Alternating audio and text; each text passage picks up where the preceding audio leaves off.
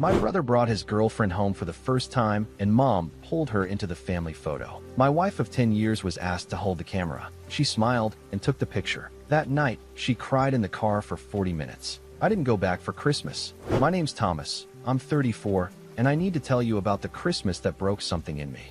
Not in a dramatic, throw a chair through a window kind of way. More like the quiet crack you don't hear until the whole foundation shifts. The kind where you're standing in your mother's kitchen holding a plate of her famous pecan pie and you realize, with absolute clarity, that you have been a background character in your own family for your entire adult life. Let me back up. I'm the oldest of 3. There's me, then my sister Jolene, who's 31, and my brother Sutton, who just turned 26. Growing up, I was the steady one. The one who mowed the lawn without being asked, who got decent grades, who never gave my parents a reason to lose sleep. Jolene was the dramatic one, always in some crisis that required a family meeting and at least 2 boxes of tissues. And Sutton was the baby, the golden child, the one who could set the garage on fire, and my mom would find a way to blame the matches. I'm not bitter about it, or at least I wasn't. When you're the oldest, you just kind of accept your role. You're the practice kid. Your parents figured out what not to do with you, and then applied that knowledge to the ones who came after. It's fine. I turned out okay. Better than okay, actually. I married my wife Brinley 11 years ago. We met at a friend's barbecue when I was 23 and she was 22, and she laughed at a joke I made about the potato salad looking like it had a personal vendetta against anyone who ate it. That was it for me. She's smart. She's kind. She's the type of person who remembers everyone's birthday and actually sends cards. Not texts. Cards. With stamps and everything. She's the best thing that ever happened to me, and I will stand by that statement until they put me in the ground. We built a good life. I work in logistics management for a regional shipping company, and Brinley teaches 4th grade. We bought a house 4 years ago, nothing fancy, 3 bedrooms in a neighborhood where people actually wave at you when you drive by. We've got a dog named Roscoe who's convinced he's a lapdog despite weighing 87 pounds. Life is good. Life has been good. But here's the thing about my family. My mom, Darlene, has never quite warmed up to Brinley. And I don't mean she's been outright hostile. She's never called her a name or told me not to marry her. It's more subtle than that. It's the kind of coldness that you can't point to in any single moment, but you feel it in 1,000 small ones. When we got engaged, my mom's first response was, "Well, I hope you've thought this through." Not congratulations. Not, "I'm so happy for you." Just a lukewarm caution, like I told her I was thinking about switching car insurance providers. At our wedding, she spent most of the reception talking to her friends and mentioned twice, within earshot of Brinley's parents, that she'd always pictured me with someone a little more outgoing. Brinley is outgoing. She's just not loud. There's a difference, but my mother has never been great at distinguishing between the two. Over the years, it's been a pattern. Brinley would bring a dish to family dinners and my mom would say, "Oh, that's interesting," and then never touch it. She'd ask Jolene's husband Wes about his job, his hobbies, his fantasy football team, and then turn to Brinley and say, "And how's school?" Like she was checking a box. Brinley noticed. Of course she noticed. She's not oblivious. But she never made a scene about it. She'd just smile and change the subject, and later, in the car, she'd get quiet. I should have said something sooner. I know that. I've replayed it 100 times in my head, and every time I land on the same conclusion. I should have opened my mouth years ago. But when you grow up in a family where keeping the peace is your entire identity, it's hard to be the one who disrupts it. So I told myself it wasn't that bad. I told myself Brinley was being a little sensitive. I told myself my mom would come around eventually. She didn't. Now, let me tell you about Sutton. Sutton is 26 and has the kind of confidence that only comes from never being told no. He's charming, I'll give him that. He's got this easy smile and this way of making everyone in the room feel like they're in on some inside joke. He's also been through about 9 jobs in 4 years and still lives in an apartment that my parents helped pay for, but we don't talk about that at family gatherings. Last fall, Sutton started dating a girl named Corinne. I'd heard about her in passing. My mom mentioned her on the phone a few times with this breathless excitement, like Sutton had discovered penicillin instead of a girlfriend. She's just wonderful, Thomas. She's so bubbly. She has the prettiest smile. She works in marketing. Did I mention she's bubbly? I hadn't met Corinne yet. Nobody had, except my parents. Sutton brought her over for dinner a couple of times, and apparently she was a hit. My mom was planning to introduce her to the rest of the family at Christmas. So here we are. Christmas Eve, last year. Brinley and I drive 3 hours to my parents' house in Hadley, which is this small town in Virginia where everyone knows everyone and my mom acts like she's the unofficial mayor. We pull up to the house and Brinley's got a crock pot of her white chicken chili in the back seat, which she spent 2 hours making that morning. She also brought a bottle of wine for my mom and a little gift bag for my dad with some fancy coffee beans she found at a local roaster. That's who Brinley is. She shows up with thoughtfulness and effort every single time, and every single time it goes unacknowledged. We walk in and the house is packed. Jolene and Wes are there with their 2 kids. My dad, Hank, is in the living room watching some old Western and pretending he doesn't hear the chaos around him. And there's Sutton, standing in the kitchen doorway with his arm around a tall brunette who's laughing at something my mom just said. That's Corinne. My mom sees us and gives me a hug. A real one, actually. Then she turns to Brinley and says, "Oh, Brinley, glad you made it. Can you put that in the kitchen? We're running out of counter space."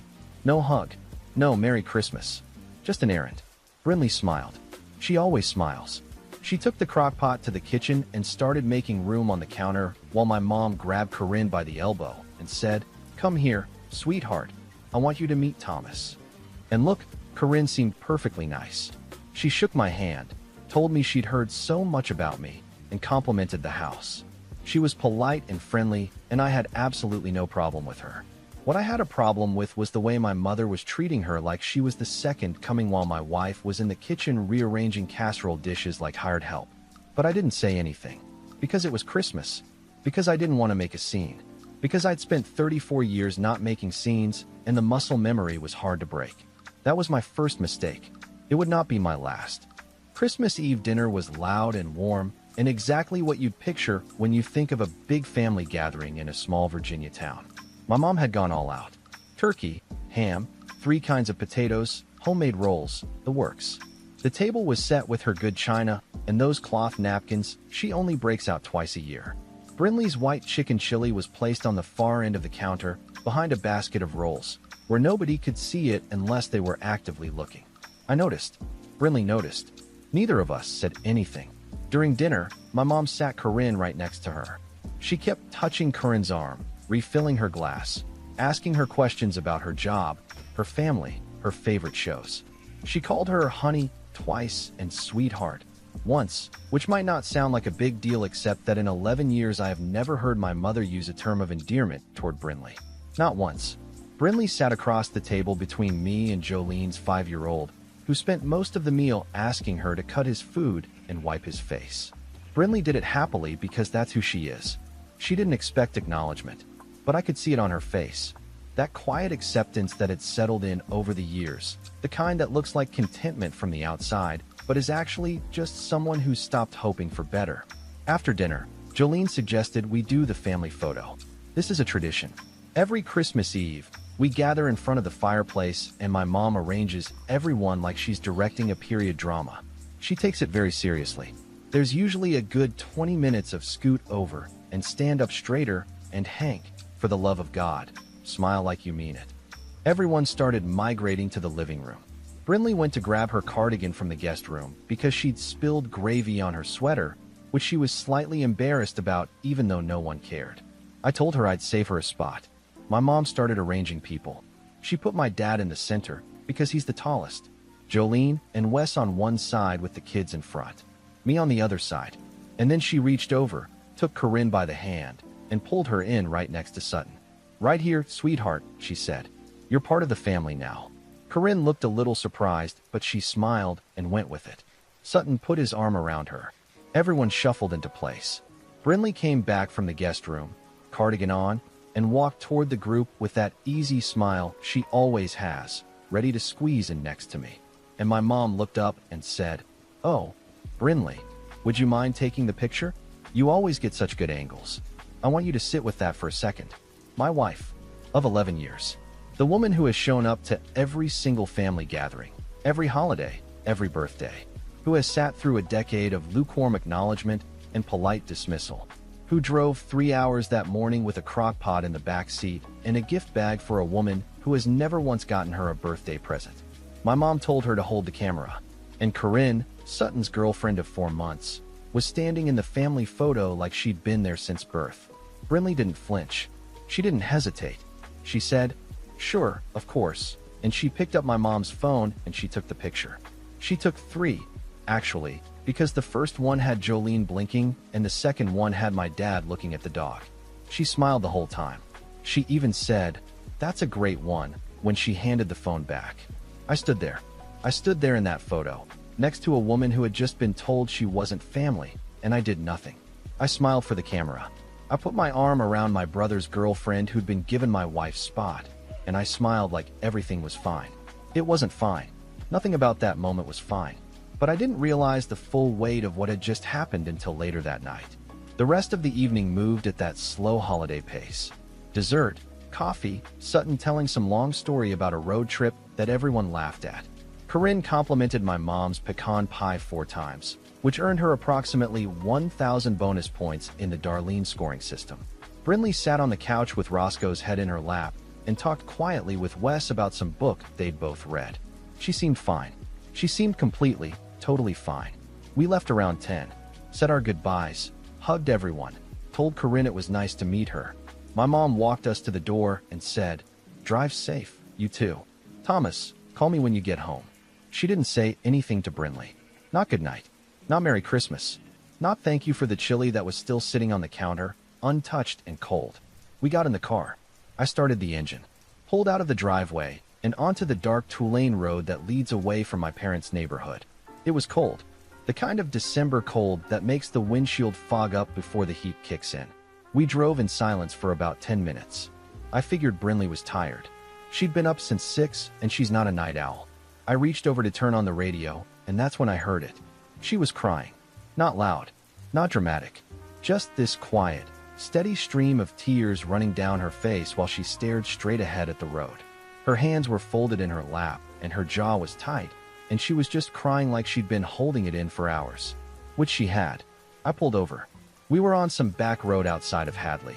Nothing around but trees and the faint glow of a farmhouse in the distance. I put the car in park and turned to her and said, "Bryn, talk to me." She didn't talk for a while. She just sat there.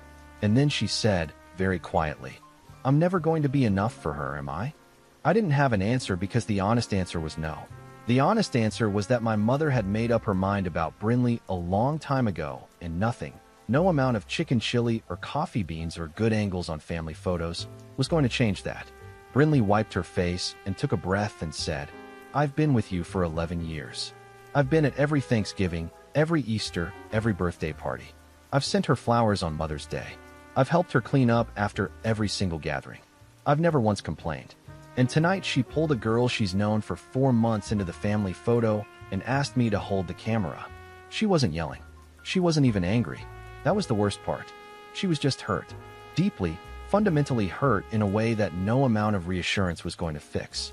I sat there with her in that car for 40 minutes. She cried. I held her hand.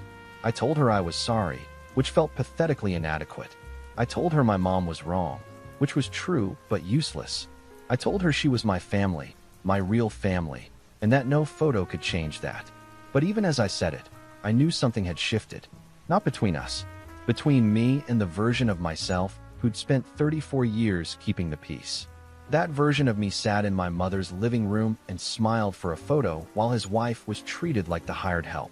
That version of me was done. We drove home in the dark. Brinley fell asleep somewhere around the halfway point, her head leaning against the window, her face still damp.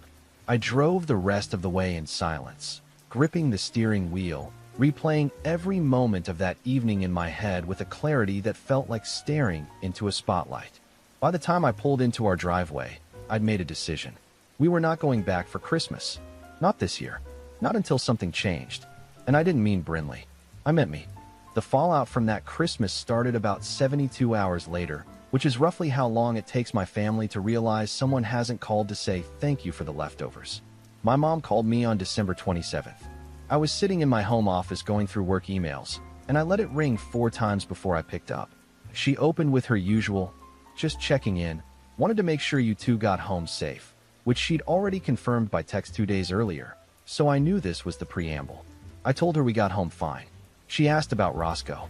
She asked about the weather. And then she said, "So what did you think of Corinne? Isn't she just the sweetest?" And something in me cracked. I said, "Mom, I need to talk to you about something." And then I told her. I told her what she did with the photo. I told her how Brinley felt. I told her that asking my wife of 11 years to hold the camera while she pulled Sutton's new girlfriend into the family picture was hurtful and disrespectful, and that it wasn't an isolated incident. It was the latest in a long pattern. There was a pause, and then my mother said, "Thomas, I think you're overreacting. Somebody had to take the picture." I said, "We have a tripod. Dad has a timer on his phone. Jolene's oldest is 9 and knows how to press a button. You didn't need my wife to take the picture. You wanted her out of it." She got quiet again. Then she said, "I don't appreciate being accused of something like that. I've always been welcoming to Brinley." I wanted to laugh. I really did. But instead I just said, "Mom, you've never once called her by a nickname. You've never hugged her hello. You put her chili behind a breadbasket. You called Corinne sweetheart 3 times in one evening. Brinley has been in this family for over a decade, and you treat her like a guest who's overstayed." She told me I was being dramatic. She told me Brinley was too sensitive. She told me I was letting my wife drive a wedge between me and my family. That last one hit different because it told me everything I needed to know about how my mother viewed the situation. In her mind, Brinley wasn't family. Brinley was an outsider influencing her son. I told her we wouldn't be coming for Christmas the following year. She laughed, actually laughed, and said, "Oh, Thomas, don't be ridiculous. You'll be here." I hung up. The weeks that followed were rough. My dad called once, not to take sides, just to say he hoped things would settle down. Hank's a good man, but he spent 40 years avoiding conflict with my mother the same way I spent 34 doing it. So expecting him to intervene was like expecting Roscoe to file my taxes. Theoretically possible, practically not happening. Jolene texted me a few times. Her messages were careful. She said she understood why I was upset, but she also thought maybe I was making a bigger deal out of it than it needed to be. I didn't respond to most of them. Not because I was angry at Jolene, but because I was tired of being told that my reaction to being mistreated was the problem, not the mistreatment itself. Sutton didn't reach out at all. Not a text, not a call. I don't think he even knew what happened, and if he did, he didn't care enough to ask. That stung more than I expected it to. Meanwhile, Brinley was going through her own version of processing. She didn't bring it up much. She went back to work in January and threw herself into her classroom, staying late to prep lessons, volunteering for the school's spring musical. She was doing what she always does when something hurts her. She poured herself into other people. Her students loved her. Their parents sent her thank you notes and gift cards, and one kid made her a card that said "Best Teacher Ever," with a drawing of what I think was supposed to be a cat, but might have been a horse. She stuck it on the fridge, and I caught her looking at it one morning with this expression that just gutted me. Like that card from a 9-year-old was the validation she'd been waiting 11 years to get from my mother. I started to look at our life differently after that. I started noticing how much energy Brinley spent trying to earn approval from people who were never going to give it. And I started noticing how much energy I'd spent enabling that cycle by not speaking up. So I made changes. Not big, dramatic, made-for-TV changes. Quiet ones. I started saying no to things that didn't serve us. When my mom called in February to ask if we were coming for Jolene's birthday dinner, I said no. When she called in March to tell me about Sutton's new promotion, which turned out to be a lateral move, but was being treated like a Nobel Prize, I kept the call to 5 minutes. I stopped volunteering information about our lives. I stopped asking for her opinion on our decisions. It felt weird at first, like I was walking around without a code in January. But the more I did it, the more I realized how much of my relationship with my mother was built on obligation, not connection. I called because I was supposed to. I visited because it was expected. I kept quiet because the alternative was uncomfortable. I was done being uncomfortable in silence so that everyone else could be comfortable out loud. Brinley and I started building something new. We leaned into our own traditions. We had friends over for dinner every other Friday. We joined a couple's hiking group through the parks department, which sounds corny until you're standing on top of a ridge at sunrise with your wife and a thermos of coffee, and you realize this is what peace actually feels like. I got a promotion at work in April. My boss, a guy named Harlan who'd been in logistics for 30 years and had a handshake that could crush a walnut, told me he was moving me into a regional director role. More responsibility, better pay, and I'd be managing a team of 12. I told Brinley over dinner at our favorite Italian place, and she grabbed my hand across the table and said, "I'm so proud of you." And I almost lost it right there between the breadsticks and the marinara. That summer, we went to the Outer Banks for a week. Just us and Roscoe. We rented a little beach house with a porch that faced the ocean, and we did absolutely nothing productive for 7 straight days. We read books. We cooked meals together. We took long walks on the beach while Roscoe chased seagulls with the enthusiasm of someone who genuinely believed he could catch one. One night, sitting on that porch with the sound of the waves coming in, Brinley looked at me and said, "This is the happiest I've been in a long time." I said, "Me too." She said, "I didn't realize how heavy it was until we put it down." She was talking about my family, about the weight of trying to belong somewhere that didn't want her, about the years of smiling through slights and swallowing hurt, and showing up with crockpots full of effort that nobody tasted. I told her she'd never have to carry that again, and I meant it. By the time fall rolled around, I was a different person. Not unrecognizably different, just more settled, more certain. I knew who I was. I knew what I valued. And I knew that when December came around, I was not going to buckle. My mom had called a few times over the summer, and the conversations were short and surface level. She never brought up the photo. She never apologized. She asked once, in September, if we'd gotten past that little disagreement, and I told her there was nothing to get past because nothing had changed. She didn't like that answer, but I was done giving answers people liked. I was finally ready to give answers that were true. October came, and with it the slow, inevitable gravitational pull of holiday planning. If you've ever been part of a family that treats Christmas like a military operation, you know what I mean. The group texts start. The menu discussions begin.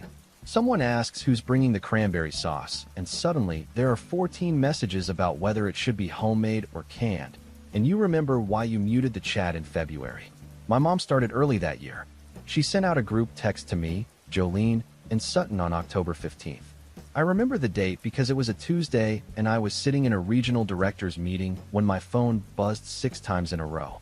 The message was a full paragraph about how she wanted this Christmas to be extra special because Corinne would be joining them again, and she was thinking about doing a formal dinner on Christmas Eve with a seating chart and a photo session beforehand. She used the word professional to describe the photos, which meant she was either hiring a photographer or she'd finally figured out how to use portrait mode. I didn't respond. Brinley saw the text that night and gave me a look. Not angry, not sad. Just a look that said, "So this is happening." I told her, "We're not going." I already told her that. She nodded and went back to grading papers. She didn't push. She never pushes. But I could tell she was bracing herself for the fallout. Because in our family, saying no to Darlene was like telling the ocean to stop being wet. It didn't compute. The first call came the next day. My mom, breezy and cheerful, acting like the group text was just a fun suggestion and not a summons. "Thomas, I'm thinking we do the photo shoot around 4, before dinner. Wear something nice. Navy looks good on you." I said, "Mom, I told you in December. We're not coming this year." Silence. Then, "Thomas, that was almost a year ago. You can't still be upset about a photograph." I said, "It's not about a photograph, Mom. It's about 11 years of my wife being treated like she doesn't belong in this family." She sighed. The deep, theatrical sigh she does when she wants you to know you're being unreasonable. I think Brinley needs to toughen up a little. I've never been anything but nice to her. I almost engaged. Almost. But I'd learned something over the past 10 months. You can't argue someone out of a position they didn't argue themselves into. My mom didn't exclude Brinley because of a logical decision she could be talked out of. She did it because, on some level she'd never admit to, she didn't think Brinley was good enough for her son. And no amount of reasoning was going to change that. Only consequences would. So I said, "We won't be there. I hope you have a good Christmas." And I hung up. That's when the campaign started. Over the next 6 weeks, my mother deployed every weapon in her arsenal. She called my dad and had him call me. Hank, bless him, left me a voicemail that sounded like a hostage recording. "Hey son, your mother would really like you to come for Christmas." I would too. "Okay, love you. Bye." I called him back and told him I loved him, but the answer was no. And he said, "I understand. which I actually believed because Hank has spent 4 decades understanding exactly what it's like to be steamrolled by Darlene and choosing his battles. She called Jolene and had her text me. Jolene was more direct. "Tom, just come. You're making this harder than it needs to be. Mom's upset." I texted back. "Mom's upset because she's facing a consequence for the first time. That's not my problem to fix." Jolene left me on read for 3 days and then sent me a thumbs up emoji, which I interpreted as reluctant agreement. She even had Sutton call me, which was almost funny because Sutton never calls anyone voluntarily. He sounded confused, like someone had handed him a script, but he hadn't rehearsed it. He said, "Hey man, Mom's being weird about Christmas. Can you just come so she stops calling me about it?" I told him I'd explain the situation if he wanted to hear it. He said, "Not really. I just don't want her blowing up my phone." Classic Sutton. Then, in late November, something happened that changed the entire dynamic. Sutton and Corinne broke up. I heard about it from Jolene, who heard about it from my mom, who was apparently devastated. According to the family grapevine, Corinne had ended things after finding out Sutton had been talking to his ex behind her back. The details were murky, but the outcome was clear. The golden girlfriend was gone, and my mother had just lost the shiny new addition she'd been so eager to showcase. I'd be lying if I said I didn't feel a flicker of something when I heard the news. Not satisfaction exactly, more like recognition. Like watching a weather forecast you'd predicted actually play out. My mom had invested all this emotional energy into a relationship that was 4 months old while neglecting one that was over a decade deep. And now the 4-month relationship was gone, and the decade-long one was hanging by a thread she'd frayed herself. Brinley didn't gloat. She barely reacted. She just said, "That's too bad." Corinne seemed nice. Because Brinley is a better person than most of us deserve. December arrived, and my mom made one last attempt. She called me on a Sunday evening, and her tone was different. Softer. Almost tentative. She said, "Thomas, I've been thinking about things. I know last Christmas wasn't perfect. I'd really love for you and Brinley to come this year. It won't be the same without you." It was the closest thing to an acknowledgement I'd gotten from her in a year. But it wasn't an apology. She didn't say she was wrong. She didn't say she was sorry for hurting Brinley. She said last Christmas wasn't perfect, like the problem was a dry turkey or a burnt pie crust, and not the deliberate exclusion of my wife from a family photo. I said, "Mom, I need you to understand something. I'm not coming back until you apologize to Brinley. Not to me. To her. Directly. For the photo, and for the way you've treated her for the past 11 years. She was quiet for a long time. Then she said, "I don't think I've done anything wrong, Thomas." I said, "I know you don't. And that's the problem." That call ended with nothing resolved. I spent the next week wondering if I'd made the right choice. It's one thing to hold a boundary in theory. It's another to hold it when Christmas is 2 weeks away and your mother's voice keeps echoing in your head, soft and hurt, and just manipulative enough to make you question yourself. But then Brinley came home from school one afternoon in mid-December with this look on her face. This peaceful, steady, calm look. She set her bag down and walked over to where I was sitting on the couch, and she put her hand on my shoulder and said, "Whatever happens with your family, I want you to know that what you've done this year means more to me than you'll ever understand. No one has ever stood up for me like that." I took her hand and held it, and I knew, with every fiber of my being, that I was exactly where I was supposed to be. Doing exactly what I was supposed to be doing. My mother wanted a Christmas with her whole family. Then she needed to start treating my whole family like they mattered. Until that happened, our driveway in December was going to stay empty of Virginia license plates. Christmas was 12 days away. I didn't know what was coming, but I knew one thing for certain. If my mother wanted us back, she was going to have to earn it. And for the first time in 34 years, the price wasn't my silence. Christmas Eve morning, Brinley and I were in the kitchen making breakfast. Pancakes, scrambled eggs, bacon for me, turkey sausage for her, because she's been on a health kick that I support verbally while eating bacon 3 feet away from her. Roscoe was parked under the table waiting for someone to drop something, which statistically happens every 4 minutes in our household. My phone rang at 8:45. It was my dad.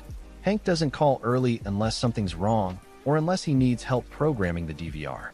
But his voice was different this time. Serious. Quiet. Like he was calling from the bathroom so my mom wouldn't hear. "Thomas," he said, "your mother wants to talk to Brinley."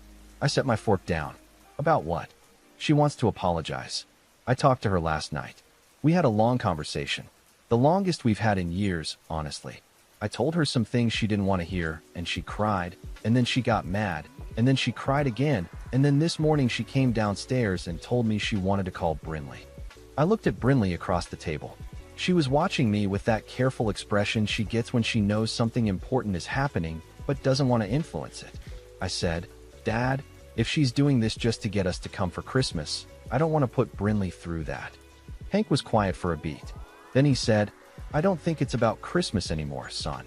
I think it's about the fact that she saw the photo from last year on her phone yesterday, and Brinley wasn't in it, and for the first time, she actually understood what that looked like."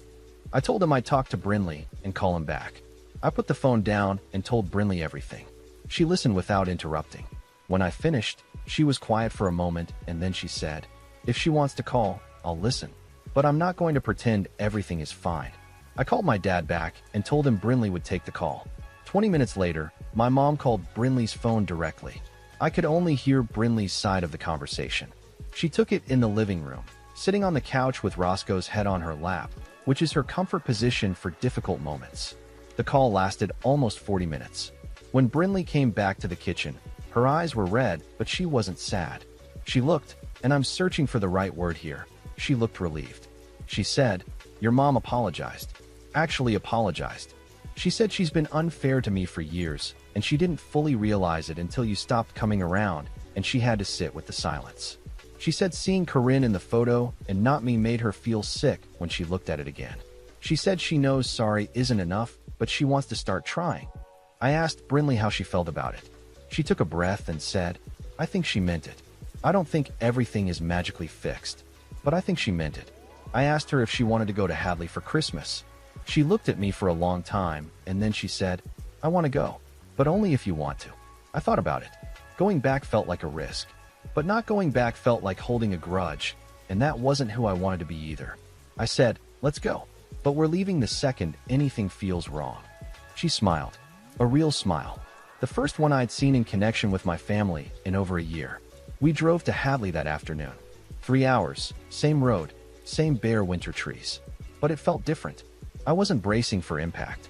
I was cautiously, maybe foolishly, hopeful. When we walked in, my mom was standing in the kitchen. She looked smaller than I remembered. Not physically, just less certain, less in command. She saw Brinley, and she walked over to her, and she said, "I'm sorry, sweetheart. I'm so sorry for how I've treated you." Then she hugged her. A real hug, not a side pat, not an air embrace. She held Brinley for a solid 15 seconds, and I saw my wife's shoulders drop in a way that told me she'd been carrying tension in them for a decade. Dinner was quieter that year.